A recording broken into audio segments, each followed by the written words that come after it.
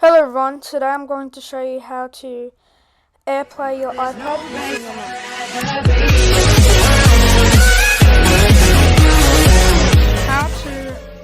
How to airplay from your iPad to your MacBook. So first you need to install this app called Reflector 3. Now you can have a free trial, which I'm using now, and go on your Apple device, press, there should be your name, there's your name, and there will be a code that should pop up right now, and you enter it on the screen. So 0807,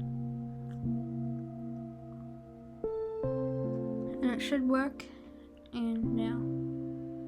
So, and I am using the this one, the trial mode. So I hope you enjoyed today's video and goodbye.